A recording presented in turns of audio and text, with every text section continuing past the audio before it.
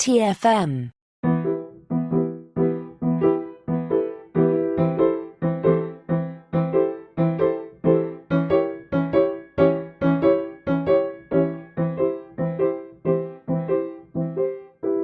Welcome, stargazers, to another episode of the Artificial Tango, our dedicated Star Trek Picard podcast. I'm Christopher Jones, and with me, as he always is my esteemed co-host, Matthew Rushing.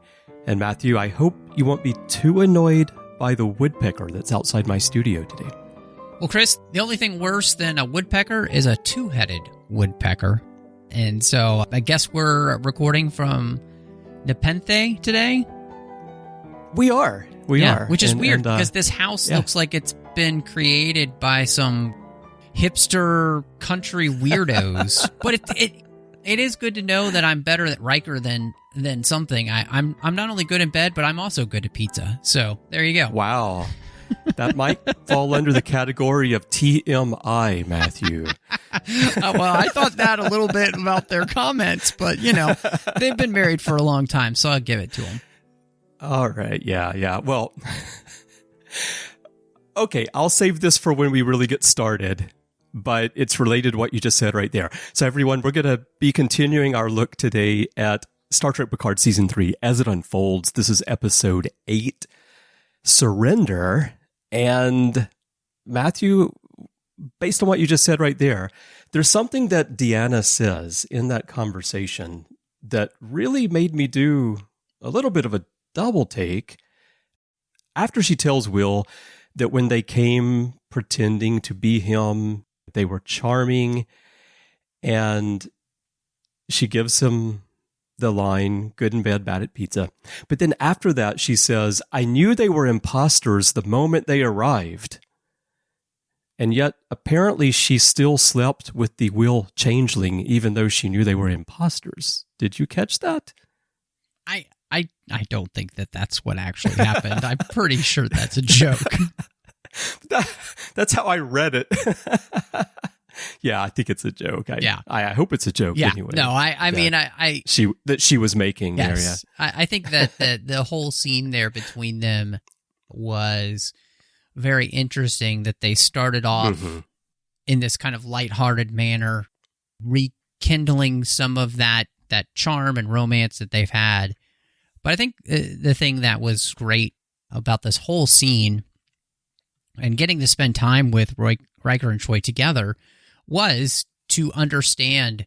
We got a sense and an understanding of what had happened to Riker when Thad had died, but what had really brought on this separation between the two of them, I thought was really fascinating. And I think it also gave us an insight into what a struggle it must be for a Betazoid like Troy to live with a non-Betazoid.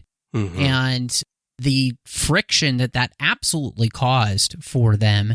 And it's what created a chasm because of the actions that Troy took against Riker's will. But with good intentions. Yes, exactly. But I think her what I love about this is that it relates so well to, I think, anytime that you love somebody and you see them going through pain or grief, the thing that you want to do is to help, to be able to try and take that away in some way. And the beauty of this is this whole conversation is not about either one really being angry at each other. It's really about confession and them being secure enough in who they are as a couple and themselves to be able to confess to one another, because she does say, I did this because I wanted to help you. I wanted to help you carry what you were going through, but I forgot the main rule of being a counselor. You can't rush grief. You cannot skip a step. And I think this is so wonderfully important for us to be able to remember, and I really appreciate this season, I think, bringing out a lot of great themes, but this is one of the biggest lessons of life.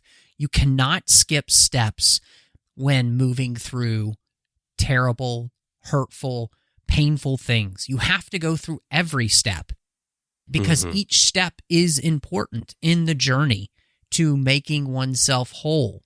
And by her trying to force Riker through these steps or skipping steps, she had hurt their relationship. And I really appreciate the fact that we get to have this conversation and we get to have this moment of healing for these two as they have this. I think, again, the beauty of this is it's such a mature conversation between two adults, right? Mm-hmm. There isn't any of that ridiculous and very tired, I think, blaming one another. Mm-hmm.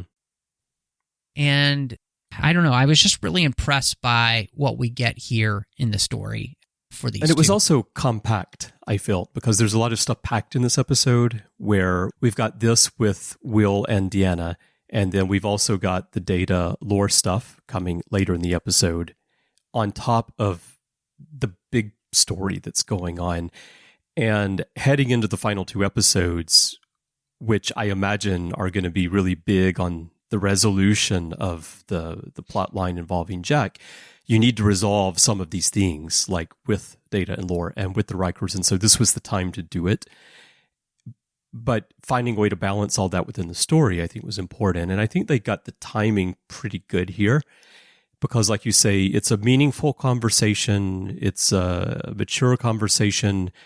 It gives fans that resolution to this relationship problem that they're looking for, but doesn't spend too much time on it. And also, I felt like it does run parallel to the Jack story a little bit, because when Will asks Deanna, why are we still on Nepenthe when we both hate it? And she says, because we have to be willing to go through that door to what's next. Which in abstract terms, I think that's an important thing for us to be willing to do in life, but it's also a difficult thing to do in the sense of what you were just talking about. And in a literal sense here, the parallel to the door that Jack is seeing also works. So there's that connection there. So one last thing that I thought was really interesting, and I wanted to get your opinion on this because I've seen a lot of kind of chatter about it online, and it is about these two characters realizing that they hate Nepenthe, and her calling it this place that looks like it was created by retro prairie hipsters. And I've seen a lot of fans say that that was not so veiled criticism of season 1. And I could see how that could be the case. But I also felt like it was so many times, I think in our lives, we do something for someone else. And because it's not something that we want to do or something that we enjoy, we kind of suppress the way we feel about it. And then there's that moment where things just kind of finally rise to the surface where we can't hold it in anymore. And we've got to say, no, I actually hate this thing. And then, of course, the other person's like, I hate this too. I thought you loved it. And so in many ways, this kind of reference to me what so much of relationships is like when we don't actually have the conversations and aren't willing to be honest with one another the way we should be. And we hide things about ourselves because we think it's for the betterment of the other person, where in reality, it would be better for us to just have the open and honest conversations in love so that they could have maybe moved forward much sooner than this if they had been willing to open up and have this conversation before this. And I didn't take it as mean-spirited as a lot of people did. I found it more of this very funny way of saying, I hate this, and I don't know why we're doing it. Why are we doing it? Let's not do that anymore. Let's do something else. Yeah.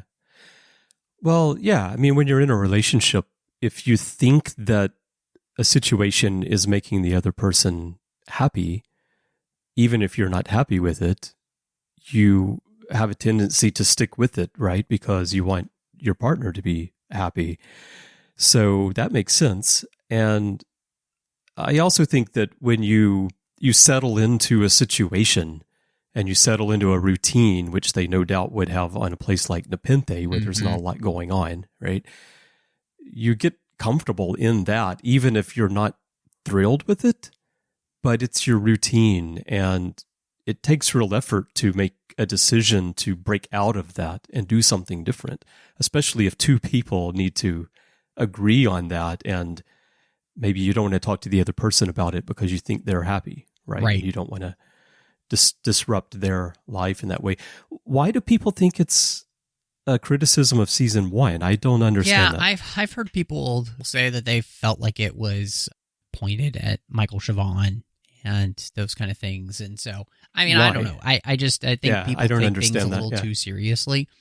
I do, again, this seems so much more, especially in the tone that they're speaking.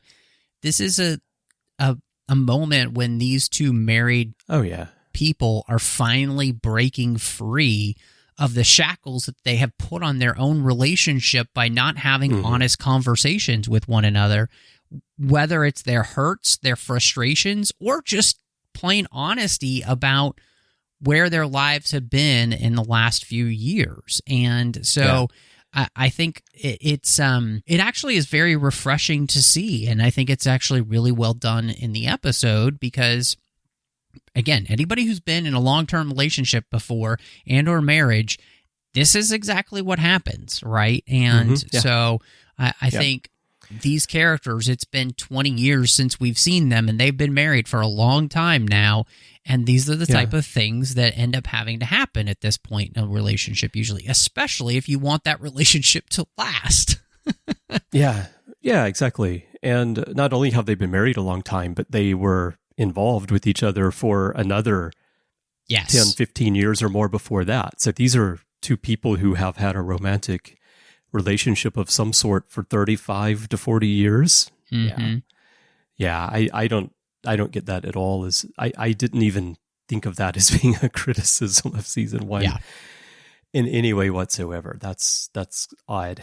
But the other thing that some people might find odd, you might find odd, Matthew, in that scene is when Worf rescues them, and then he tells Deanna, "I have counted the days since I last saw you, like waves in the ocean, constant and unending. I have thought of your empathic gifts often during my self-evaluation.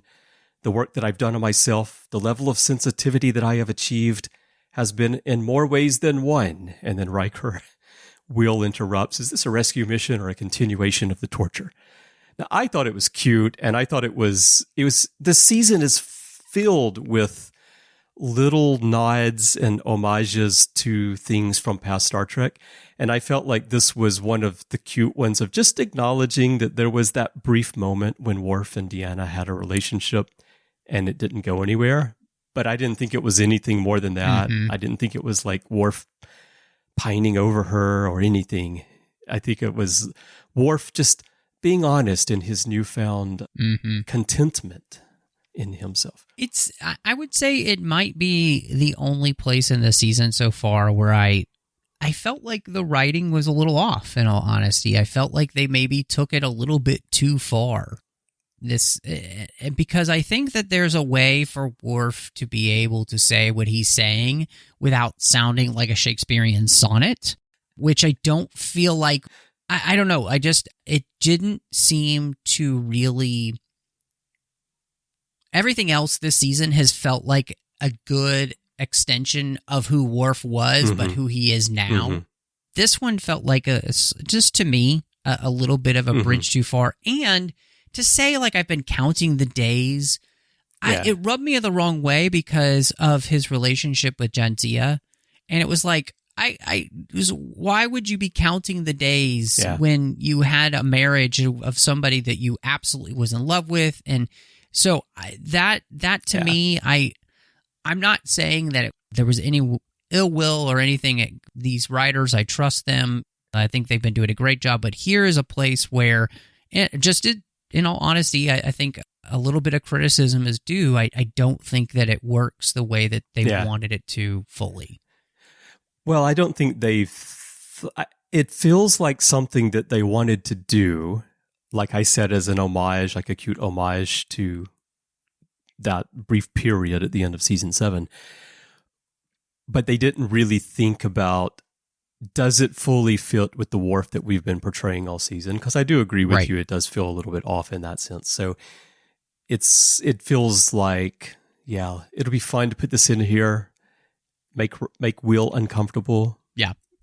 And then move on. Yeah. So yeah, I feel like it was done for that comedic effect. And sometimes I think one of the dangerous aspects of comedy is that you can do something and it works comedically, but it doesn't necessarily work for the totality of the story as a whole, especially with the connections that we have. So I think you're right about that. Yeah. One of the things about this scene, though, in the sense of having Worf and Rafi come and rescue them, we knew that they had left before and had been on basically a fact-finding mission, and they come back here. And one of the things I thought was fantastic, too many shows feel like they have to explain every little single detail and treat us like we're idiots, that if you don't tell us something happened on screen, that, well, how did that happen? But it's like, yeah, I saw so many people complaining about the fact that Worf and Rafi had taken a Starfleet shuttle to go do a reconnaissance mission and being like, well, that seems stupid. But now we realize they were smart enough to have put the cloaking device on their shuttle so they wouldn't be detected. And now they're bringing it back. And of course, by the end of this episode, we put it back on the Titan so that they can therefore travel to your day undetected. And so this is one of those places where I was like, thank you for treating me as an audience member as not stupid, that I can put two together and have it equal 4. Yeah. Yeah, that is a problem in Star Trek fandom a lot. There are a lot of people who, if it didn't happen on screen, it couldn't possibly have happened. And even with the passage of time, when you know these people had lives, but you expect them to be as if they never progressed from the last time you saw them, and then suddenly they're unfrozen, and they're supposed to act exactly the way they did before, the way that you remember them. Nothing has happened for them. Yeah, you have to be willing to accept that characters have lives and things happen and things progress. And, the way I've always looked at Star Trek, even The Next Generation, we got 7 seasons of that show. We got a lot of episodes. What is it, 178? But so much more stuff happened for those people during that time than what we saw. All we're doing is we're just dipping in from time to time and witnessing some events in their lives. So even within the context of the Next Generation series itself, you would need to accept that other things happen off screen. Yeah. Well, and I mean, too, I think the beauty of this is that this whole little sequence with Troy and Riker and Worf here, there's a lot of fun little callbacks. My favorite callback was, Riker talking about how, Picard's, if I know Picard, he's deep in planning his escape, basically, which great. I feel like this part of the season, we're really referencing the undiscovered country, because this finale is really coming to that end, right? Where we're trying to figure out the final mystery so then we can go confront the bad guy. And so I loved that. And on top of that, we do learn that the changelings had dissected part of Picard's parietal lobe, which was apparently the part of his brain that was infected with the Ironic syndrome. And so we download the Shrike's database so we can hopefully figure out what it is that they are wanting with this. So that's one more key that we're doing. But we know from last episode that diagnosis may actually been an error. So this is one of those places where how Picard's body fits into all this, your guess is as good as mine. I still don't get it yet. Yeah, I've been thinking about it.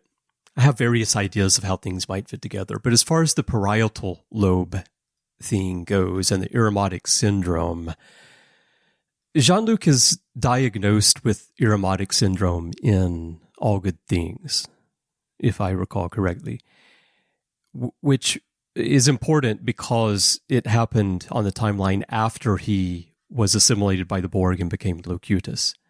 So, if something was either implanted or there was some sort of residual something in his parietal lobe that was diagnosed incorrectly as Irumodic syndrome, it could have been a remnant of his assimilation. I mean, it could be. Absolutely. I guess my question would be, would not, as they free him from the Borg and they make the necessary purification of him at that point, when that happens, would they not have been able to detect something like that in his parietal lobe with the amount of technology that we have in Star Trek? I feel like it would be hard to hide something in somebody's parietal lobe that you wouldn't realize was there. And the reason I say that is because just in this episode, right, we have Beverly talking about what's going on with Jack, and she cannot detect anything strange going on in his brain in any way. And so therefore, it feels like if there was something in Picard's brain that was possibly askew or wrong at that point, especially as he would have been under intense scrutiny after being part of the Borg and now being deborg, it just feels like it would have been very hard to hide something like that. But I could be completely wrong. Yeah, well, they're retconning. If that's what they're doing, of course they're retconning the story. So they could make it work however they want. That's absolutely It doesn't true. necessarily need to be an object. It could be something organic. It could be something that grew over time, and so it was not detectable at that point in time. And then when you get to All Good Things, it's detectable, but it's misdiagnosed as being Irumodic syndrome. Sure, yeah. I don't know how that would work. I can't imagine what it would be inside the parietal lobe that would be doing this. Exactly. It could have been left there. But someone who's a very clever storyteller could spin a yarn that way. So it could be something like that. And so that, along with some other things, is leading me to believe that there is a Borg element to the resolution of the story, but it's not the kind of Borg story that we would expect. And so we can discuss that a little bit further. I think it definitely could be. And so I've always left the door open. Again, I think I've said many times on the show that I 100% see that as being a possibility. I just am hoping that we're not touching anything Borg just because I'm kind of Borged out. I'm kind of bored with the Borg, but 100%, I think you're right. And I think it's one of the things that they have done this season, and I think it's very clear, is that there is absolutely something going on with Picard and his brain, and the importance, they keep bringing up Irumodic syndrome over and over and over again. And so I feel like there truly does have to be something that, whether it's a misdiagnosis or any of those type of things, like there really is something going on here. And so I'll be very interested to see how that plays out in the story. And the best part about this story, I think, and we've said this many times, is I still don't quite understand how this all works together, which I like. And I think, as we mentioned last time, it does leave me to feeling like, okay, I really just want this story to land the starship well, because everything has been set up, I think, so wonderfully that I want this to come to a conclusion and feel like, they got it. And so And we're still in that place where it's like, I don't know if that's going to happen yet. We don't know. Mm-hmm. Yeah. So, okay, while we're talking about this, let's just go ahead and delve into theories of how they might land the starship, as you say. And we've been talking for weeks and weeks now about the Pah-wraiths, which you and I are hoping is what it is because we're Niners, and it would be an interesting way to go with the story, whereas the Borg would be an obvious way and an expected way to go with the story. But there's also this possibility that it's the Borg, and this episode led me in that direction a lot more, although there's also stuff in this episode that still makes me feel it can be the Pah-wraiths. And then there's a third possibility from this episode, which I do not think is what's happening because it wouldn't really make any sense to go here, but there's Armus from Skin of Evil. And I know a number of people have been talking about this as a possibility, and I think that it probably stems from some of the things that are said about loneliness and isolation. And then there's it could be a tiny clue, although I don't think this is why it's there, the holographic projection of Yar, who Data shows to Lore. That could be a tiny little clue there. But I don't, it just feels like too much of a stretch. Like it's one of those things that you can pull things out of the episode and make them fit this idea. And it is tied to the next generation. But how would Armus have organized all of this? Why would Armus have such a vendetta against the Federation itself? And does it have any other connection to any of the characters, to the changelings, to the Dominion War, to anything else that is core to this story? Right. And it really doesn't. And so I think it's an interesting path to go down, but I don't think that that's what's happening. Yeah, I think you're 100% right on that. I don't see this as being that either. I don't think that it does really make sense. I mean, yeah.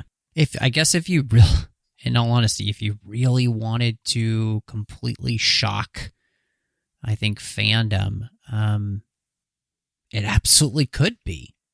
But I think that would be a true and an utter shock if you went that far back. And if you pulled out, I think, a villain in Star Trek to which most fans would be like, huh?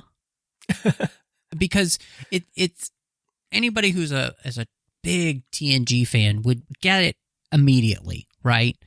But I think that this is a pull that might be just a little bit too deep. And yeah, I think so.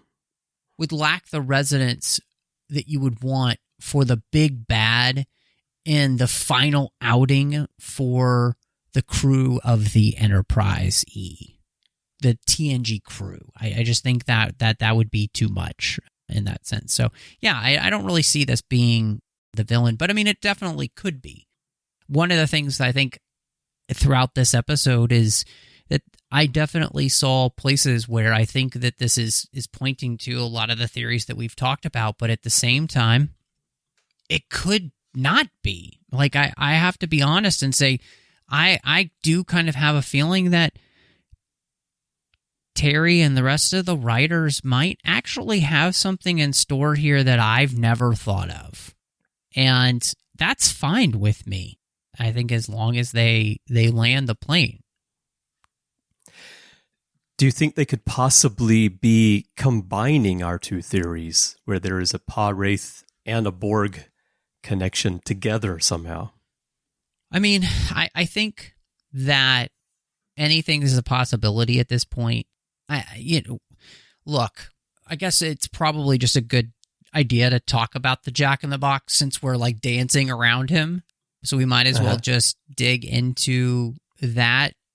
But Vadic says that they want Jack for his gifts, which we did see and we kind of predicted a little bit last episode that he would try to use those gifts to retake the Enterprise. It didn't completely work, but he did try.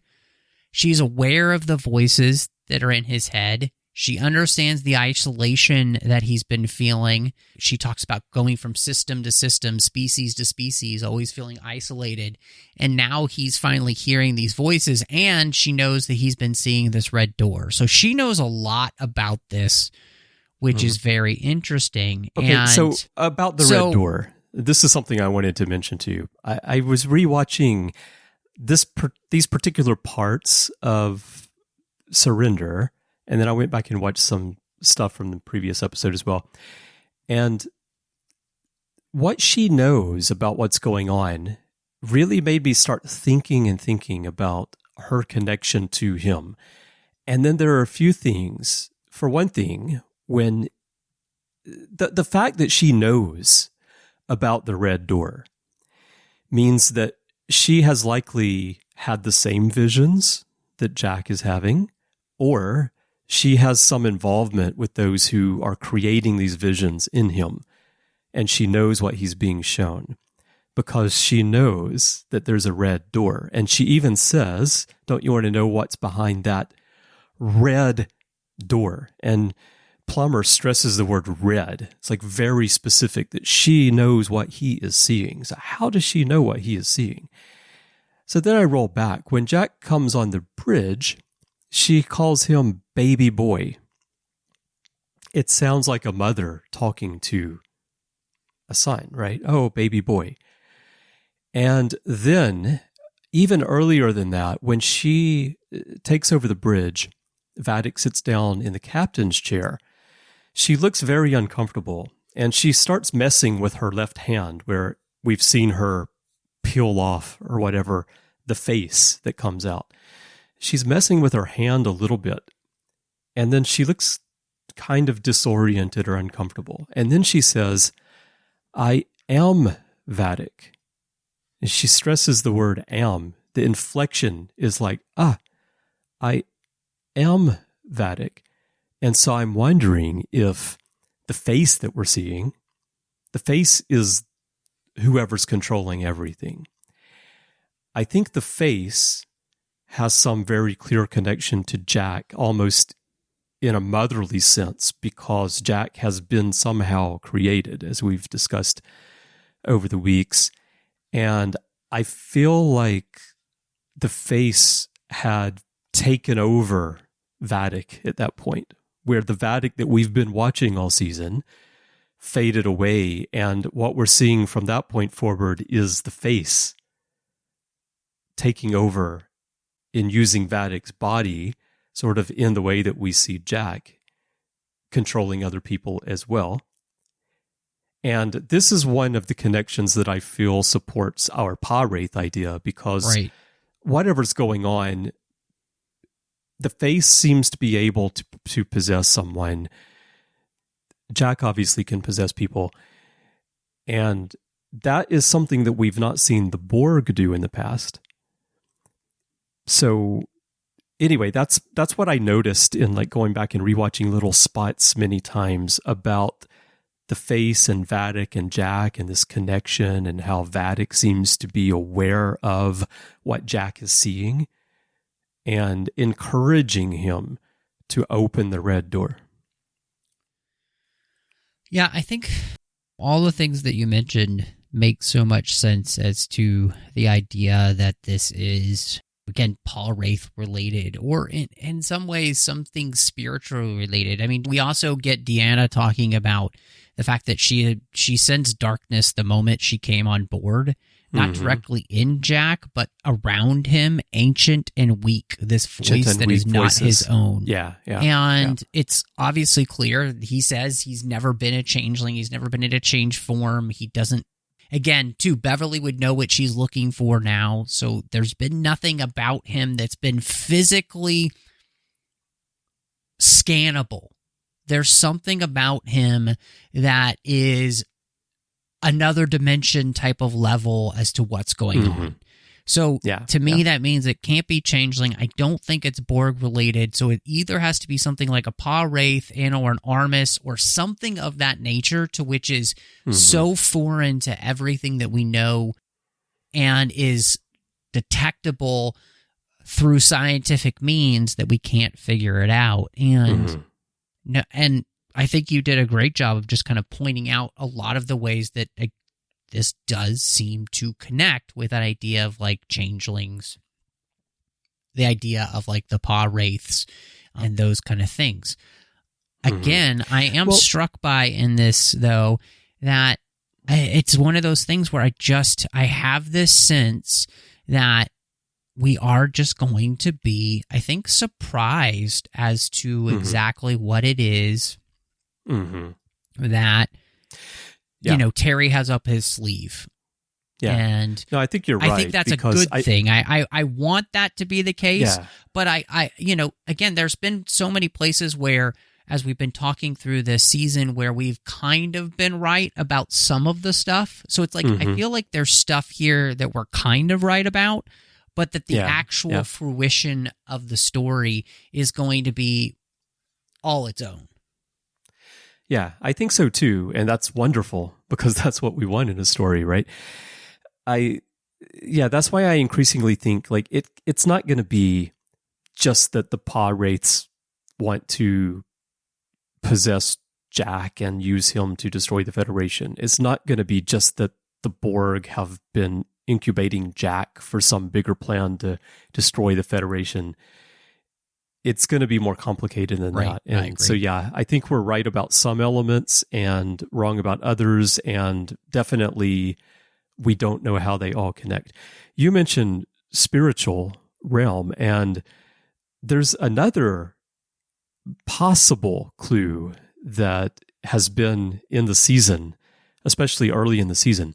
When they go to the 10 Forward bar, there's a neon sign on the wall for Arcanis Lager. Now, it might just be an Easter egg because there was a sign for Arcanis Lager in the bar on Earth in the search for Spock when Bones goes in trying to find a ship to take him to Genesis. So it might just be that.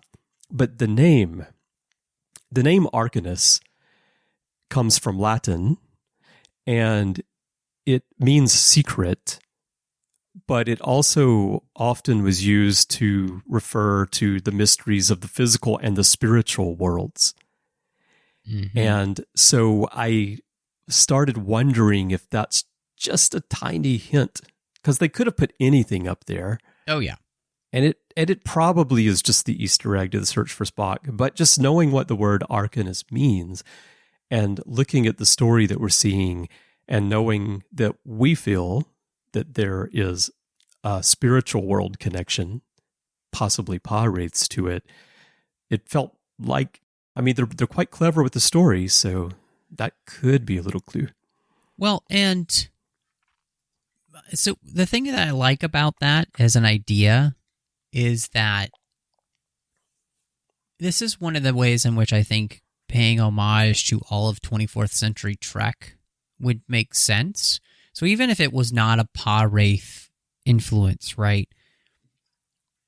The influence of the idea of spirituality and religion was much more important in Deep Space Nine and Voyager, of course. And so to then have that confront the characters of TNG, which were the arbiters of no, it's just about science, I think would be really fascinating. And in many ways, that would be the final frontier for these characters, because they are not comfortable with the spiritual, I don't think. And so to me, that I would just find that so interesting. And so, yeah,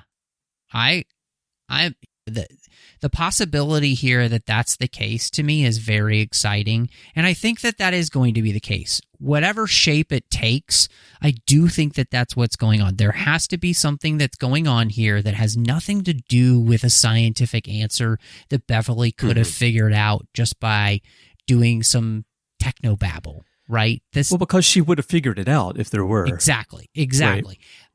And you don't. The thing is that you don't want to make any of the characters stupid, right? And if this was something that could be figured out just scientifically in any way, Beverly and the rest of the crew should be able to figure it out. Otherwise, they're dumb. Because they did time and again. Yes. In the TNG series. Exactly. 100%. So, no, if there's anything that I am quite clear on with this season, is that there is just some sort of spiritual aspect to the story, which is driving these characters and driving the story, especially when it comes to Jack. And I love that. Again, I think that makes for,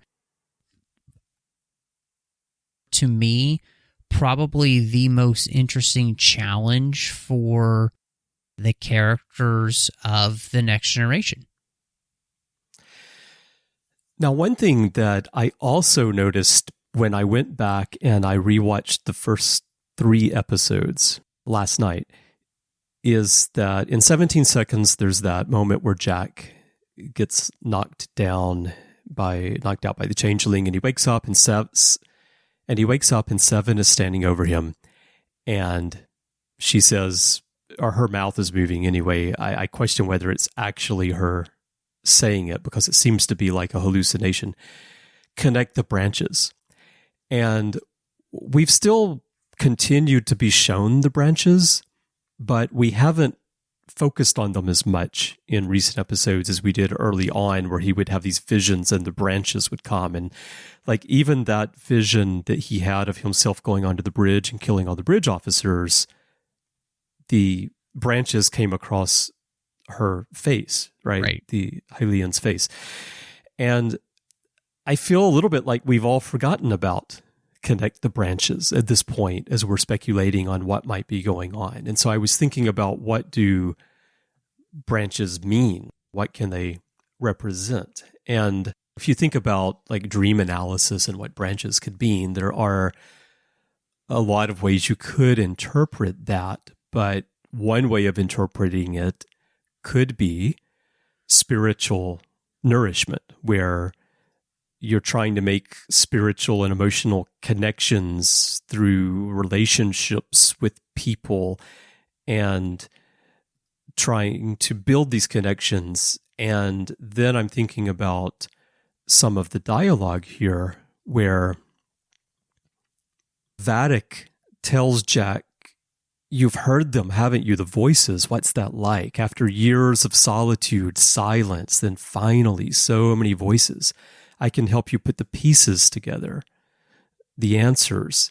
And also before that, when Seven steps back out of the turbo lift and Vadic says how fitting it is for you to stay and witness this. Well, why would it be fitting for Seven in particular to stay? And so that's when I started thinking about Borg ideas, like the fact that when Seven was disconnected from the collective, she had to endure this silence where she no longer heard the voices in her head anymore. Yeah. And then I also was thinking about, we saw that elsewhere in Voyager 2, where drones had been disconnected from the collective. And so what is it like to be part of this chorus of voices and then to have silence? And that started making me think about the idea of, what if the Pah-wraiths want to have some kind of connection because they've been locked away in the fire caves and all? They want to have some kind of connection. And if somehow Jack has some Borg technology in him that can allow collective, or at least connections like this, to be created, and therefore they're after that as a way of escaping their own imprisonment. It's a stretch, but I just started like trying to connect pieces like this because, like we were saying a moment ago, I really feel like this is a more complicated puzzle that probably involves multiple things. Yeah, I think as you were saying that, one of the things I was thinking of is just how we had the conversation between Jack and Seven earlier in the season when he was talking about the ways in which how she had the family on Voyager and now she's looking for a new family. Mm-hmm. And I think that there is a good possibility that her saying that you coming to witness this is about Jack helping something connect to something, which is a part of, I think, the whole thematic element of this season, which is we've watched these next generation characters be disconnected from one another because of various things that have happened in their lives as they've moved forward, and about how we as human beings need connection. In fact, the greatest human adventure is found in the relationships we have in one another, right? Because we are relational beings. And so it is in those relationships where the most life actually happens. You even think of, and we'll talk about it in just a minute, but you even think about in concert with Data, all of the trinkets that he carries have emotional connection to interactions he's had with other people, right? And or his relationship with Spot, which is a relationship, right? Mm-hmm. So I think, to me, it doesn't, with Seven, it doesn't necessarily just have to be a Borg thing, but there really is that connector in the sense that these are all people, and especially her, who truly wants to have family and relationship and to be known and to be loved. It's the greatest desire of all human beings. And we have to have both, right? And one of my favorite authors, Timothy Keller, says, to be loved but not known is comforting but superficial. To be known and not loved is our greatest fear. But to be fully known and truly loved is a lot like being loved by God. And he says that's what we need more than anything. It liberates us from pretense, it humbles us out of our self-righteousness, and it fortifies us for any difficulty life can throw at us. And to me, that quote has kind of exemplified this season when it comes to the idea of the relationships between these characters, because the season is also reminding us that these characters are better together than they are separately. They're the best versions of themselves together because they bring the best out of one another because of their relationship. And so I'm sorry to just totally monologued there. You at least you're not a monologuing protoplasm. It's true. I could probably get turned into one, but no, I 100% agree with you and see where you're coming from. And I think, this is so interesting because in the end, Jack is terrified to open this door and what's behind it. And we end the episode, of course, with Troy saying, we'll go through it together. And thankfully, we're finally going to get the answers in the next episode. So maybe. Well, you never know. The next episode might end with, now, Jack, it's really time for you to find out what you are. Yeah, if they do that, I'm going to be really, really mad, but I don't think they're going to do that. So one other thing I wanted to mention about Jack is we've all, not just you and me, but I know many, many fans, have been taking the red eyes as a Pah-wraith connection because it's happening exactly the same way that the Pah-wraiths or people who were possessed by Pah-wraiths looked in Deep Space Nine with their eyes. But as I kept going down this Borg path a little bit here, the Borg also have the little thing on the side, right? The little red light that shines. What if an evolved Borg, through some kind of manipulation, whatever is going on, now the red is actually in the eyes? Yeah, let's hope not, Chris. Let's hope that's not a bridge too far. It could be, but it could, again, I'm very open. I could be completely wrong. The biggest thing here is I don't see us doing something that they did in the previous season, right? And they did so emphatically, yeah. And therefore, I think that more than anything, Terry Matalas wants this season to be able to stand on its own outside of anything else. And therefore, it makes the most sense to me that what we're doing here is telling a story about something different. You don't think that the face is actually the Borg Queen who somehow has incubated Jack as a new drone to finally get her revenge on being defeated over and over by Picard and Janeway? Mm-hmm. Yeah. If there's a God, then no, that's not the case. So, well, there are prophets. Yes, I'm just praying that we are not going down that road. So it because it feels like a road we've already been down, and I don't need to be down that road again when it comes to storytelling. So one more thing related to Jack and being able to control people, I did want to mention. Listener Suzanne Bruins sent us a really nice email with a lot of theories, really well thought out theories. And there was one thing that she mentioned in here related to DS9 that I actually hadn't thought about. She said, you talk about Jack's telepathic abilities and visions, hallucinations, and how these relate to abilities of other species.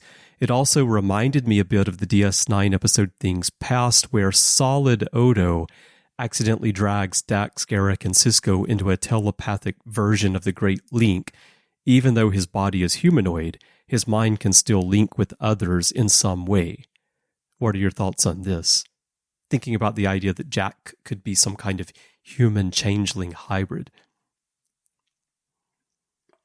I mean, anything is a possibility at this point. We have seen the ways in which the changelings themselves have been able to so mimic human beings that it's almost impossible until you really start dissecting them to get down to them not being who they are. They still can't seem to carry DNA in the same way that we do. So, he would have to be the ultra special version of that. So who knows? I mean, it really could be anything. So, well, Chris, I just had one quick question for you, and it's just about this a bit of tension that we see between Shaw and Seven. Oh, yeah. And we kind of get this clash of Shaw really seems to be a rule follower, which makes sense for an engineer, right? You have to follow the engineering rules, for the most part. I mean, yes, you can think out of the box and get crazy, right? But there are these laws of engineering that have to be followed or things don't work. And whereas you got this other character in Seven who is like a Janeway, like a Kirk, where they think more with their gut. They think with their heart. And so I was interested to see their little kind of confrontation there on the bridge where she finally stands up for herself and says, my name is 7 of 9. And she chooses to stand with Jack, who I feel like she has become friends with. And she chooses the consequences of that action, right?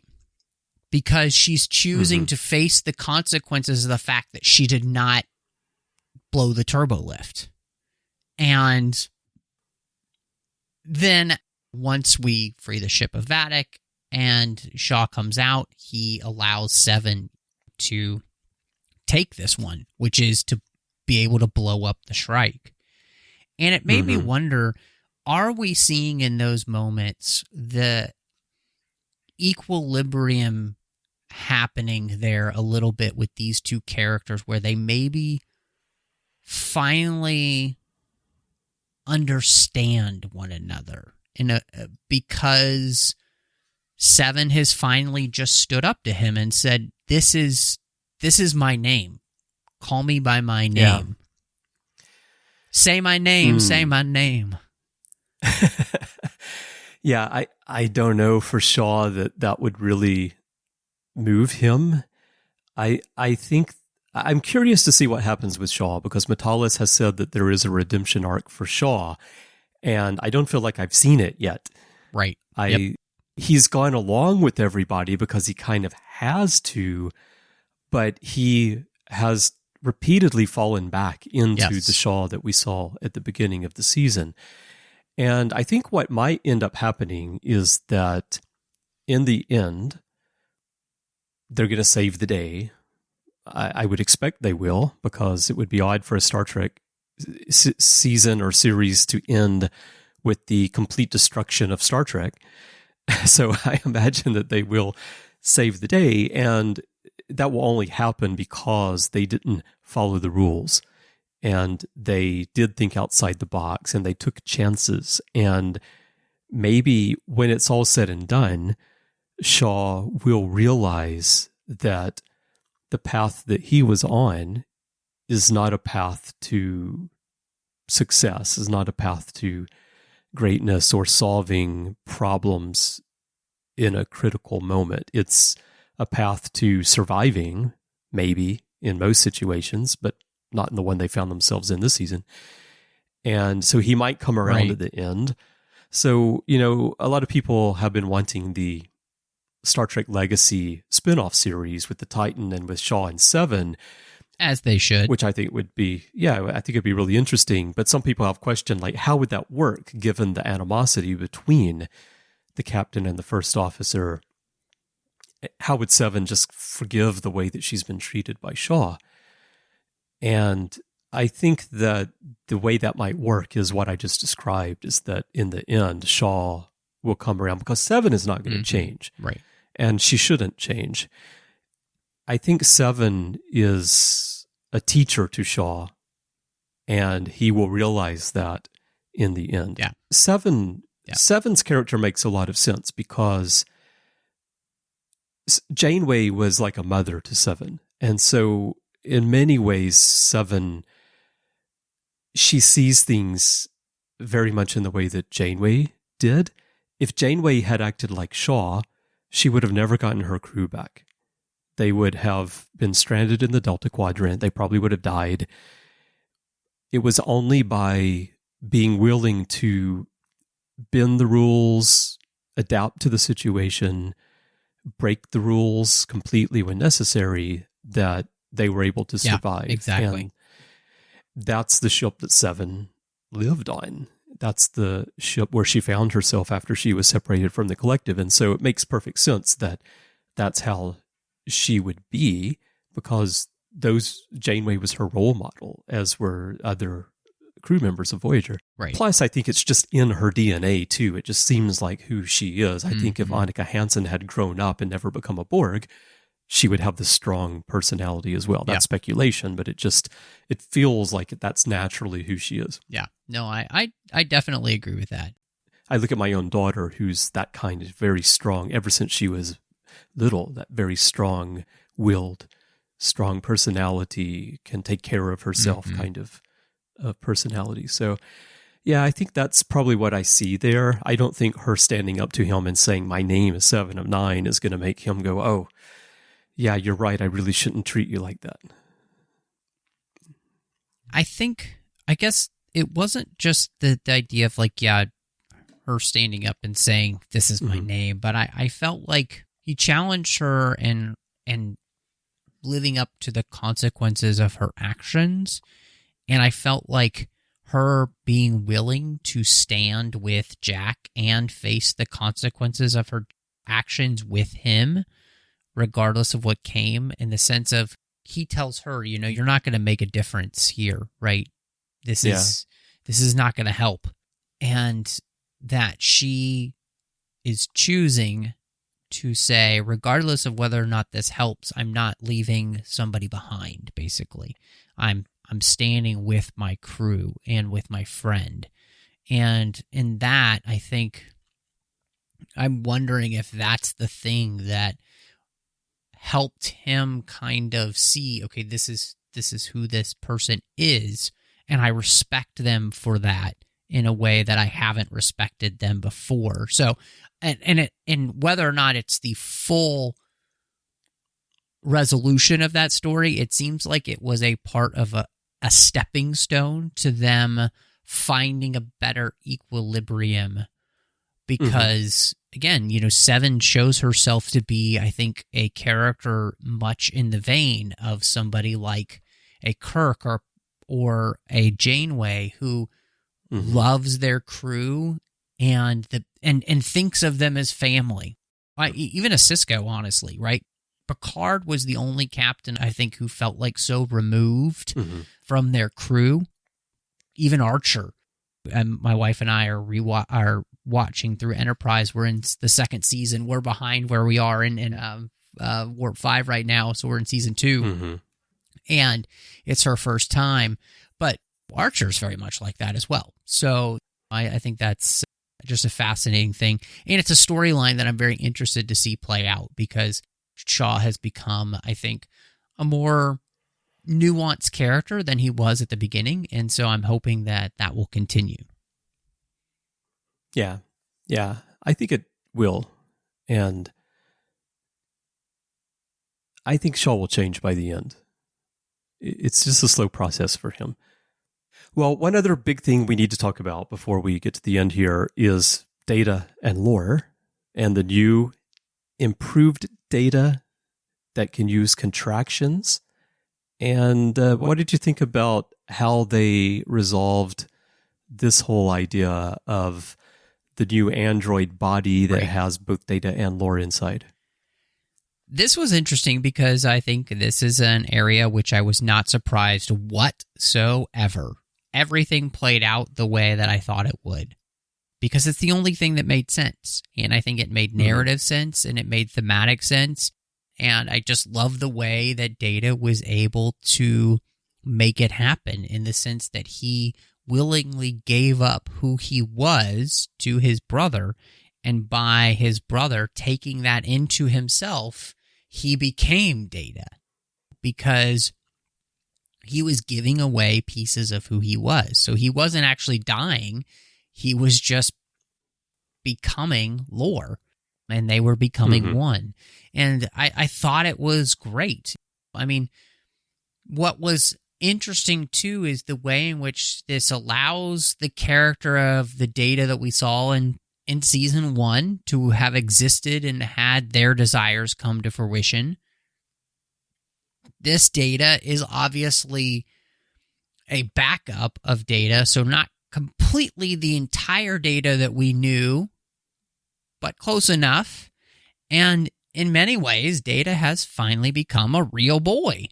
He is fully human as you can get without actually being human. And part of that is that, as I was mentioning last week, the enemy within, Lore and Data are now a part of one another, as well as B4, Soong, a little bit of Lal there. And so he really has the full gambit of what it means to be human.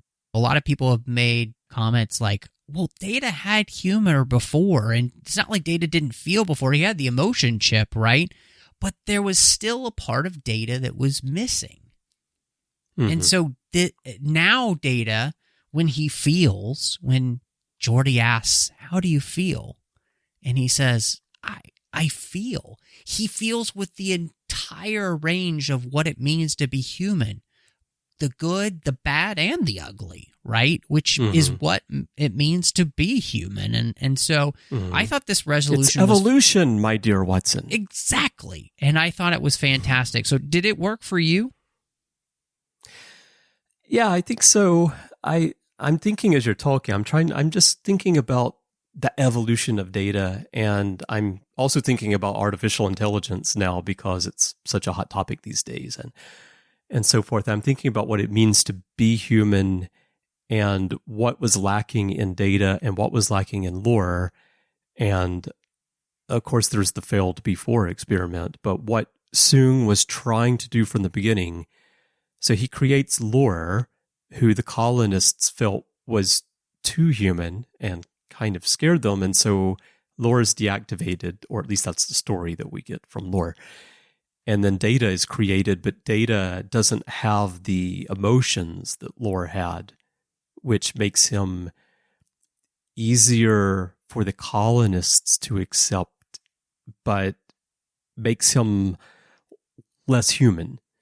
And so Data, we watch Data go on this journey, to try to become human. And then when we finally get to the films, we have the idea of the emotion chip.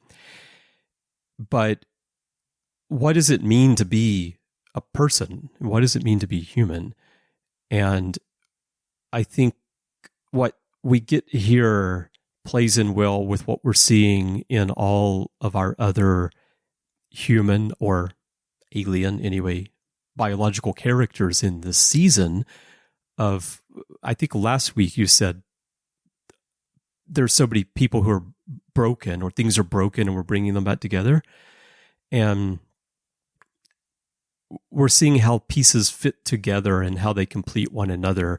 We even see that here with Will and Deanna as the Rikers are talking, how they have kind of fractured and then they're coming right back together to create this whole. And if you look at Data, the things that he says about trinkets are my memories. I thought was important because while Lore sees himself as superior because he has emotions and he can feel, he doesn't actually understand the value of interactions and memories. And he doesn't Data understand the value of connection, like we was doing my soliloquy on earlier. He doesn't get that. Right. Yeah, exactly. And then Data, who at the later stages in the Next Generation films is able to have emotions because of the emotion chip. What has happened is there's a chip that inserts some other algorithms into his programming that allows him to simulate the experience of emotions, I would say. But I don't think he still has them in the same way that Lore has them. Exactly. And because Lore has those emotions, I think he can be dismissive of someone's memories and experiences, and he can see things like the deck of playing cards or the Sherlock Holmes cap and pipe or Spot or even the hologram of Yar as being trinkets and being trivial because he doesn't understand what they mean to someone else. Whereas we all as humans have objects that we keep around that if someone else looks at it, it looks like nothing. What is that? Why do you have that? But for us, it's very important because it's connected to some person or some event in our life, something like that. Yeah. And Data says, my memories define me. I am who I am because they exist. And this actually echoes what Picard tells Laris at the very beginning of the season, in the first 6 minutes of the season, when he tells her that these objects are my memories. Yes. And so we've connected Picard and Data in that way here within the season. But yeah, I thought the way that they played this, the two sides that, like you said, the enemy within can't fully function separately. But when you bring them together, you create one person, one being, whether they're biological or synthetic, that becomes a whole and can really experience and understand everything. So I think that, it worked. Yeah, I thought so too. And I think what it does is now we're on Data version 3.0. I think it really gives us, if you're going to bring Data back, this is the way in which it needs to happen. And I think it was well done. It was fun. And I think it you could feel it, right? Like there was an emotion to it, to have that character back, what he means to everybody around him. So, no, I could not agree with you more. I did have to ask you, Chris, I guess this was a good day to die for Vadic because she's decompressed off the bridge. And what did you think about the fact that her enhanced nature as a changeling doesn't allow her to survive outside of in space like we've seen before? And of course, she's killed and then the Shrike is destroyed, leaving just behind the mystery. Okay, who's behind this entire mystery now? Yeah. Well, yeah, if I want to read something into it, I guess it's the warning that as we try to play with our biology and improve ourselves something can go wrong. Yeah, that's right? a good point. Changelings are, although she's not the one who made those modifications to herself, right? It was Section 31 who modified changelings to try to create these super spy agents. But Right. the result is, whereas a normal changeling would have been able to survive in space, she cannot. So in her path for... It's hard to say her path, though, because, she didn't choose this path for herself. Yeah. And I think that's an important thing to keep in mind. Yep. As for it being the end of Vadic, yeah, I had been having the thought of, oh, great, now Vadic's gone and we didn't get the answers.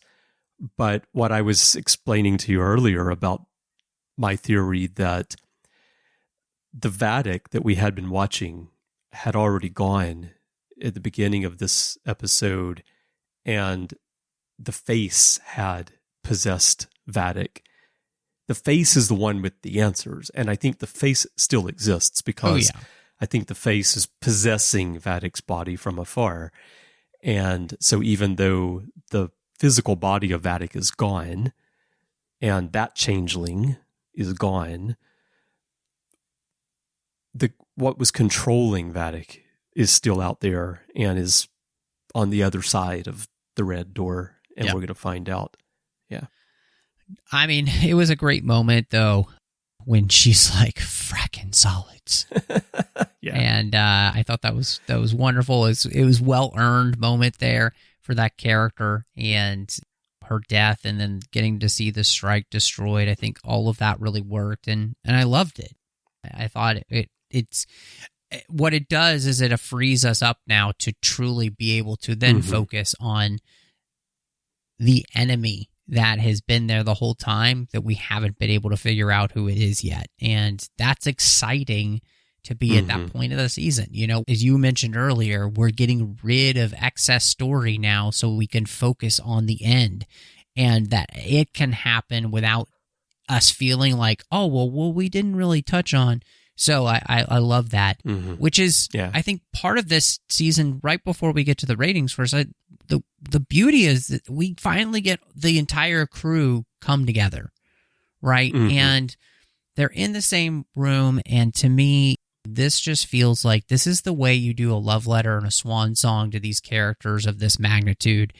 And in all honesty, yes, I'm throwing shade at you, Star Wars, because this is everything that fans would have wanted from the sequel trilogy but never got, because our three big main characters never actually stay in the same room together. And so this is what people want to see when they come back to characters like this. And I think what was great about this season is that it feels earned to finally have these characters sit back in the same room together and come together. And that's something that doesn't happen very often when you get back into a series like this. Yeah, it was great to see them all together. It feels a little bit odd for them to all be together aboard a different ship that's under a different command, but yeah, it was a great moment to see. So, heading into final thoughts then, and ratings. Anything else you want to share? I mean, it's hard because as we're recording this, I'm just so ready to get to episode 9 so we can get the answers. And I do find myself a little bit frustrated because they're going to be doing screenings of the final 2 episodes together in IMAX screens at some select cities across the country, and a couple weeks early on a Wednesday, and I will unfortunately not get to go because the only one close enough to me is 3 hours away, and the fact that I won't be able to... And like the changelings, you don't use transporters, so that's not an option. I do not. So, but in all, this is a good episode, and I think the beauty of this is that it did give us some of those moments to just kind of sit back and like take a breath for a second before we hit the 2-part finale, which in all honesty, I wish episode 10 was actually going to be 2 hours because I feel like the season could actually stretch to that point. But I'm going to give this 9 out of 10 red doors because at this point, I'm just excited to walk through that red door and see what is there so we can finally get these answers. This season has had us primed on the edge of our seat the whole time to figure out what's going on, and now we're there, and I can't wait to get there. And I've said it before, but I'll say it again. This season has also really connected me back to Star Trek in a way that I didn't know was going to happen. Even as much as I loved Strange New Worlds, there's something special about being reconnected with the Star Trek that I loved and basically grew up with, right?